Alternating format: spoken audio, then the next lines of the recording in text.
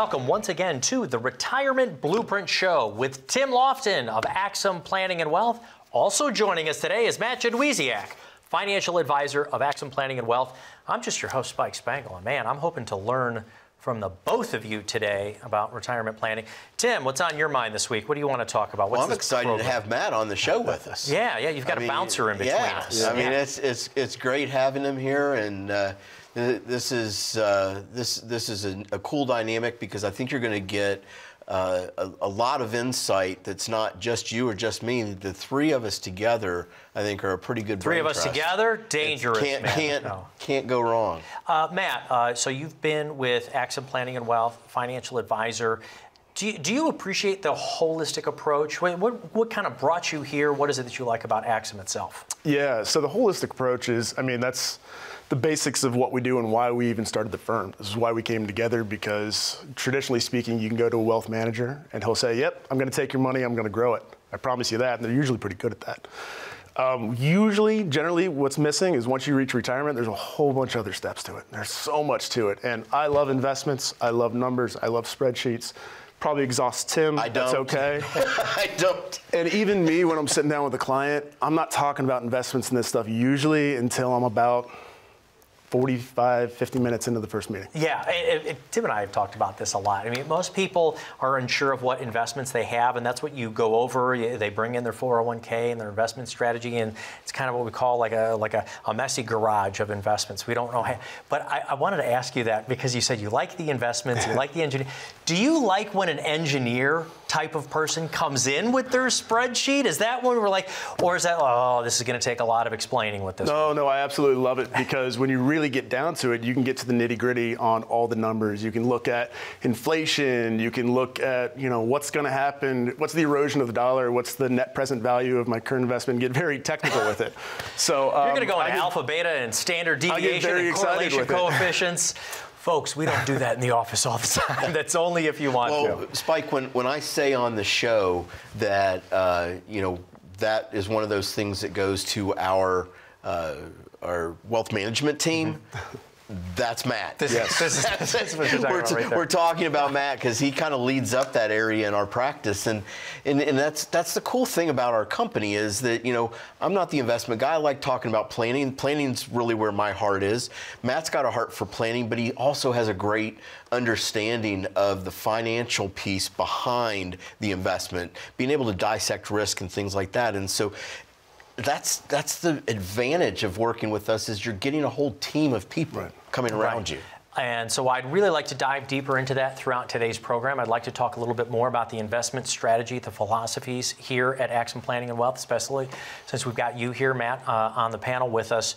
You've talked about being the CEO of your own retirement. Wait a minute. I thought I got to retirement so I don't have to work. I don't want to be the CEO when it comes to retirement planning, right, Tim? Well, nobody signed up for that job. What happens is it's thrust upon us. The days of, we work 30 years at a company and we get our gold watch on the way out the door and a check in our mailbox because we have a pension, those days are long gone. And people don't understand, I don't think, the gravity of when you retire, when you walk out the door the last time and you're trading that last paycheck for your first dividend and Social Security check, you're in charge.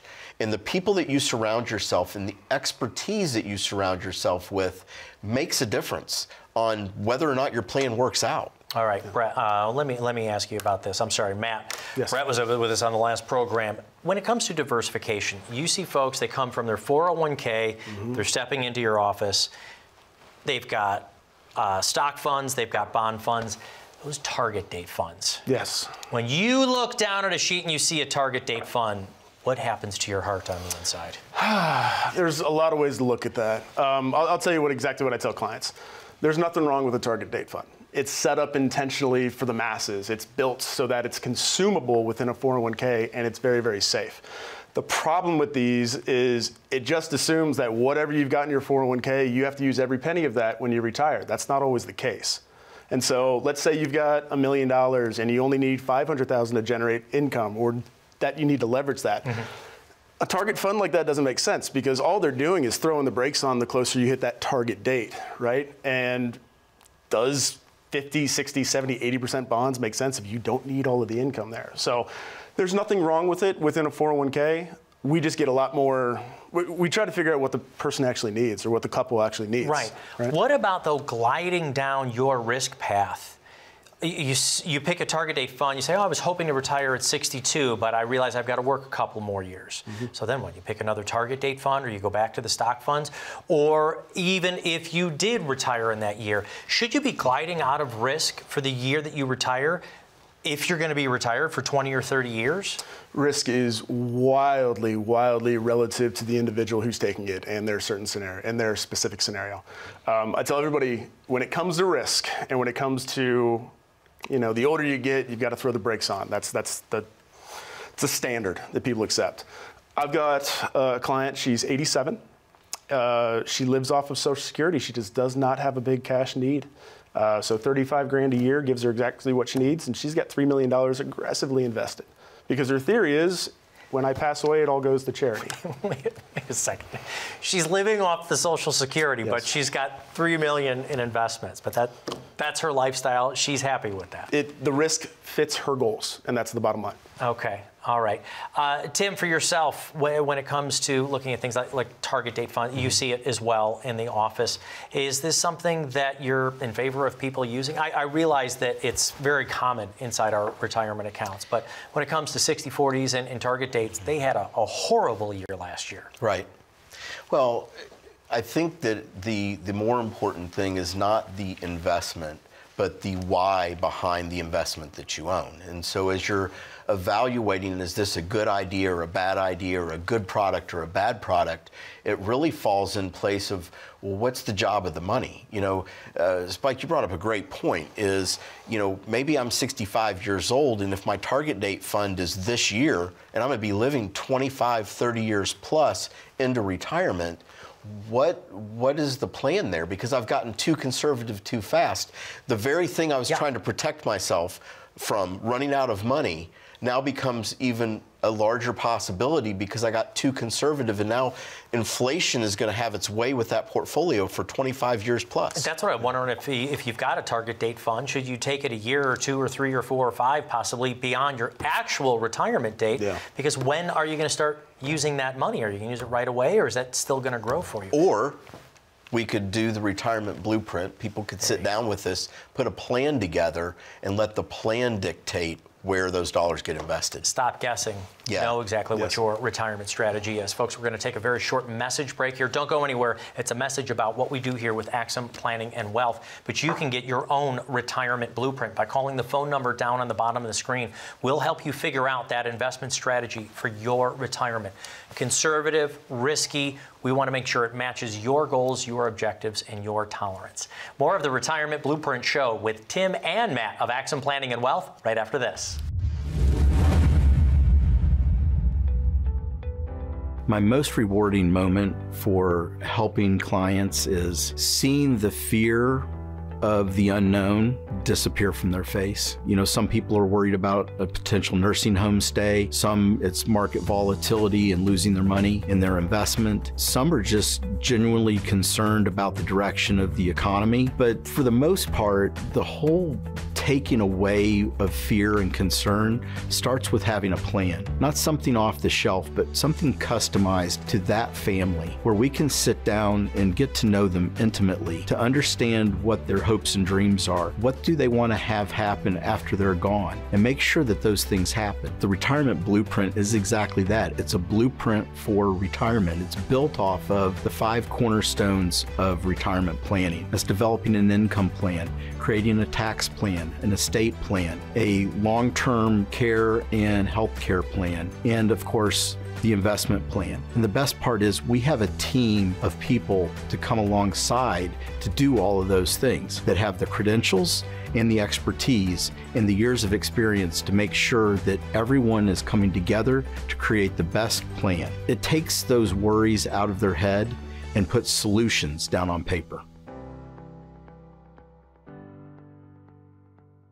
Welcome back to the Retirement Blueprint Show with Tim Lofton, Matt Jadwiziak of Axim Planning and Wealth. I'm your host, Spike Spangle. Today we're talking about those investment philosophies of Axim Planning and Wealth. And oftentimes we're asked about income strategies, income tools. Do I want preferred stock? Do I want to turn on those annuities?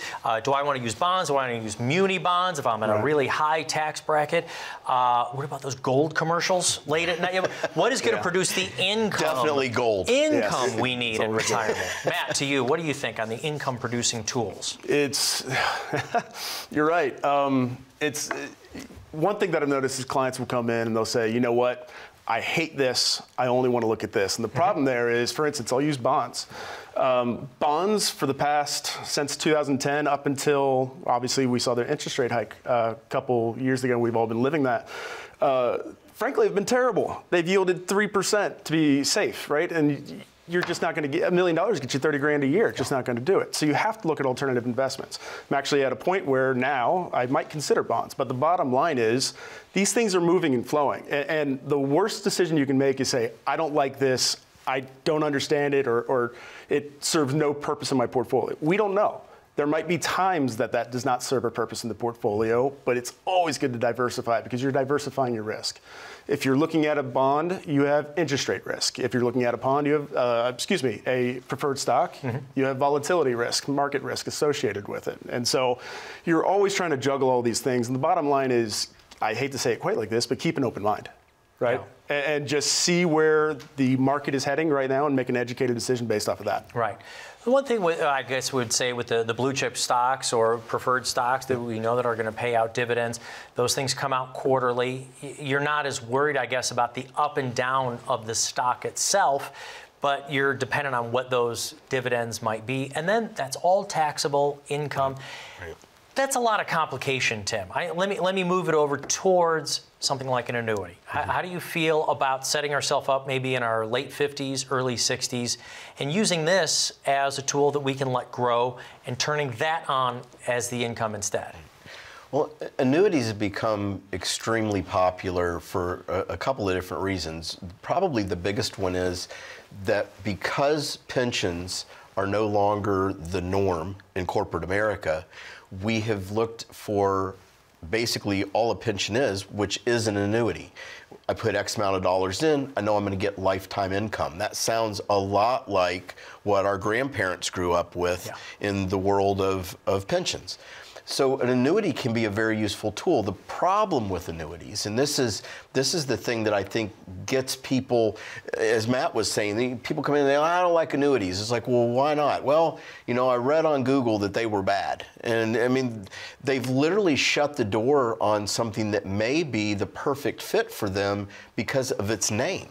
Instead of looking at, well, what is it doing? What was the job of the money? If the job of the money is safety, and the job of the money is income, and the job of the money is I don't want to see any volatility, or I don't want to see the market go down 30% and this can drop in value, you've literally just described a fixed indexed annuity. Yeah. Whether or not you like annuities or not is irrelevant to what you want from the annuity. And that's really the key as we're looking at investments. Why do you own it? What's the purpose of it? What does it cost? And more importantly, how does it fit into your plan to make your retirement what you want it to be? Right. Matt, you are the quant here on our panel, if you will. I'll take it. Yeah.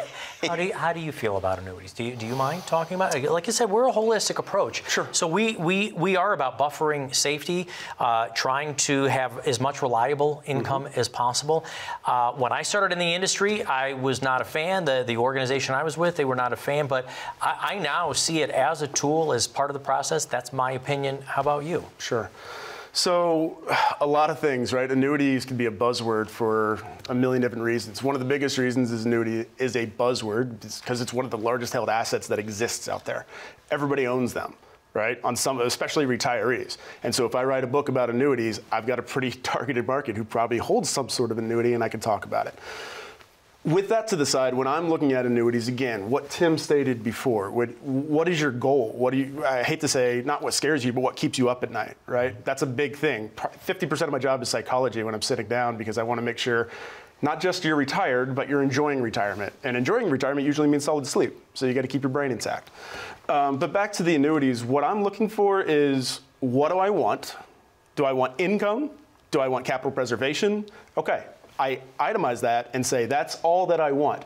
The problem with annuities is you can get a whole bunch of bells and whistles that are pointless, in my opinion, very meaningless, right? Okay, and I know they're all different. Yeah. We're not calling out any specific. What sometimes do you see as those ones that are useless? Meaning something that this person, like Tim has talked about it before. It's Sure. like getting a convertible in Alaska. Probably not going to get many days where you get to enjoy it. But you paid to make the top go down. That's right.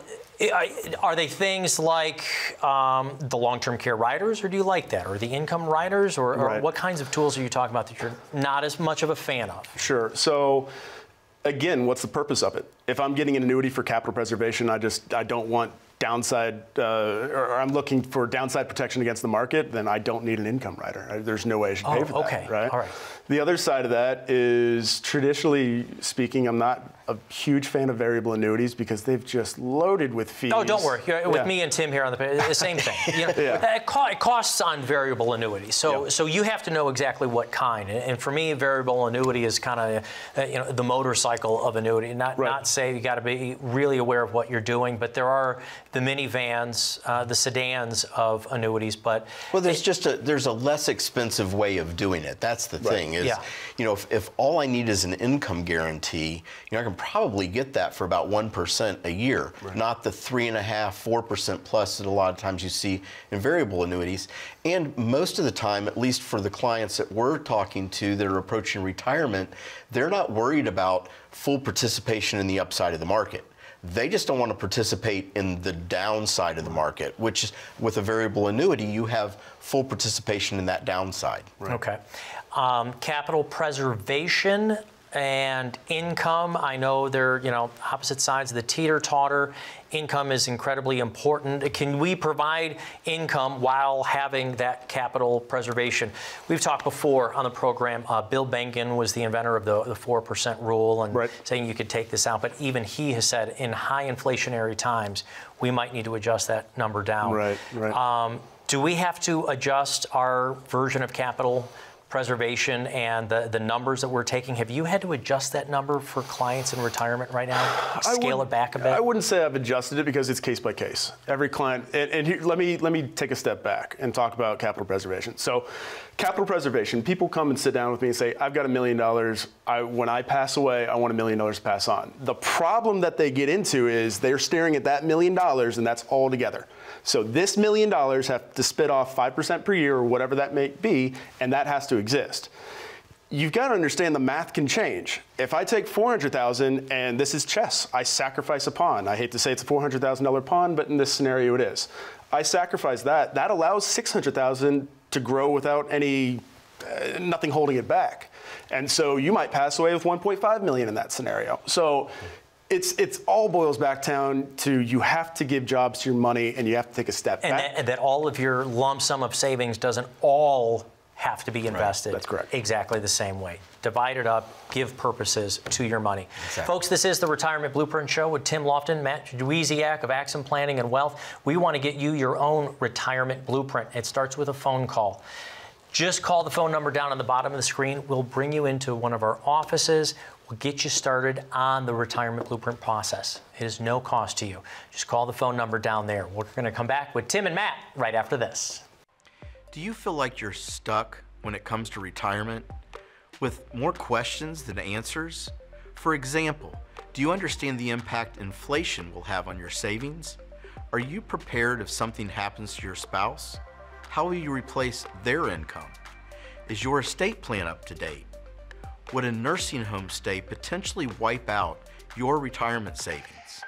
If any of these questions are on your mind, we would like to invite you to sit down with one of our financial retirement advisors and discover our trademark process, the Retirement Blueprint.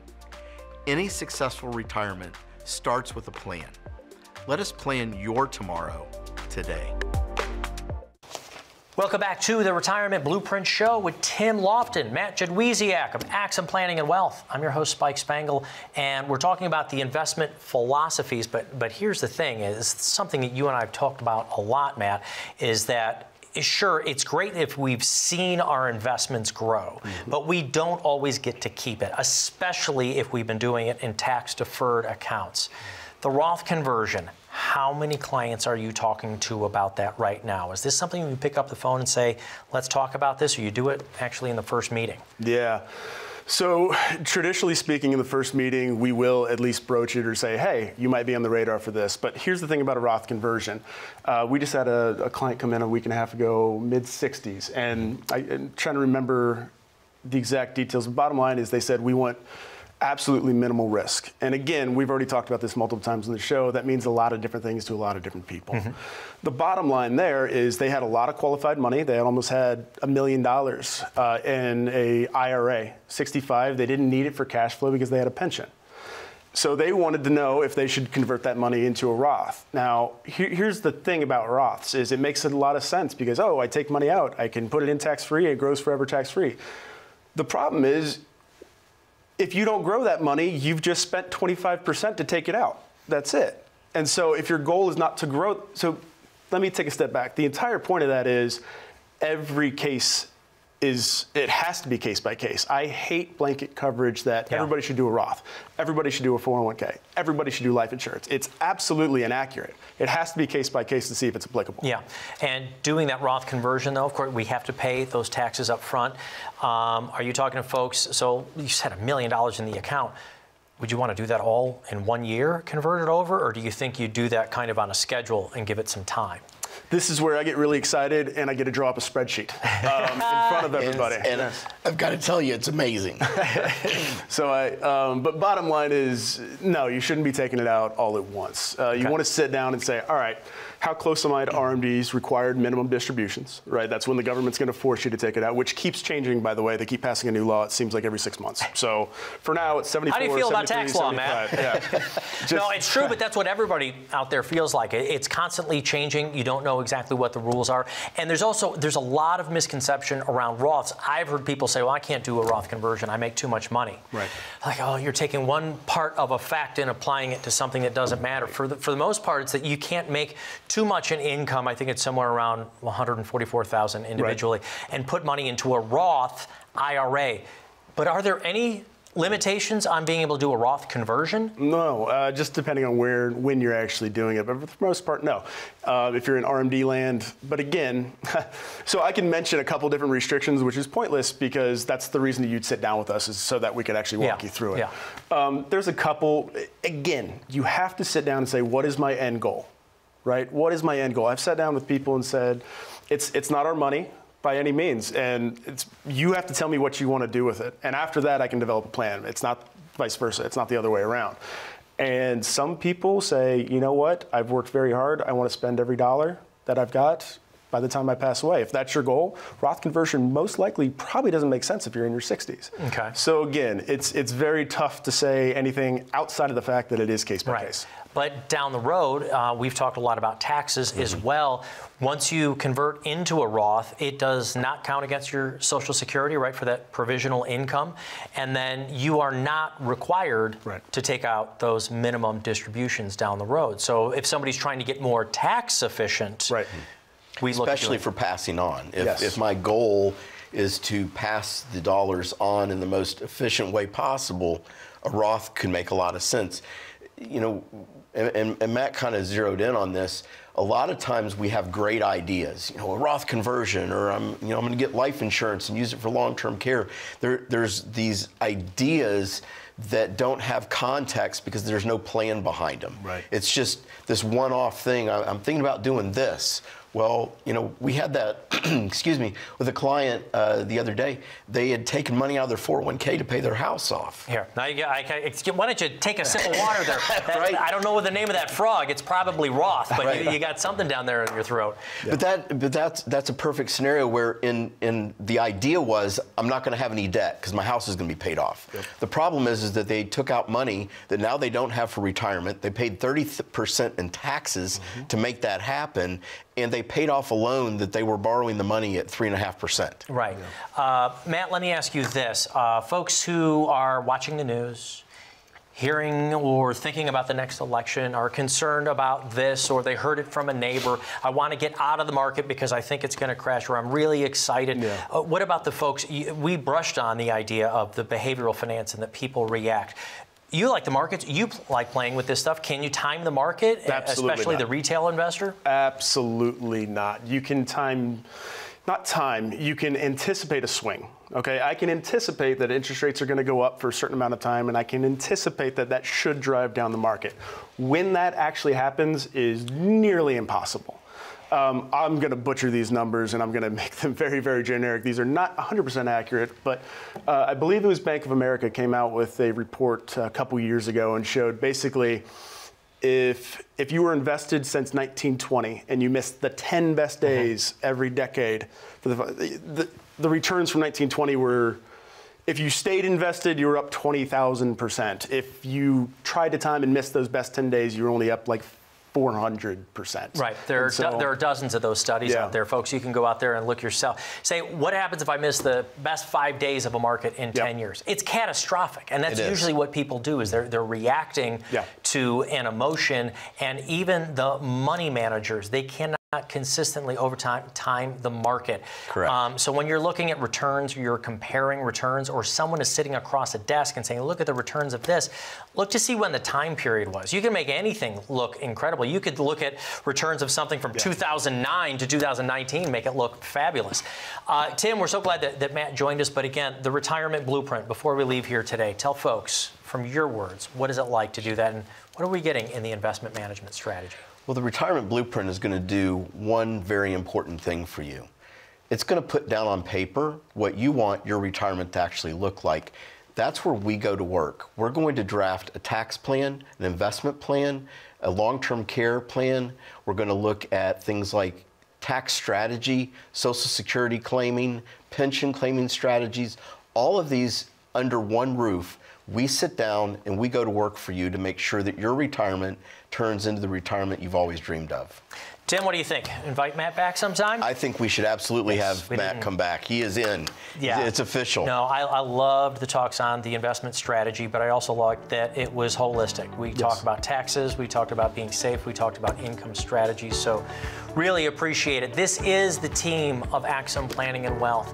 The retirement planning specialists want to make sure that you've got all of your bases covered. That includes the investments, your taxes, estate planning, healthcare needs. But more importantly, we want to make sure that you design the lifestyle that you want to in retirement. And for us, that is done with the retirement blueprint. Call the phone number you see right down there on the bottom of the screen so you can get started on your own no-cost retirement blueprint. Thanks for watching. We'll be back next week.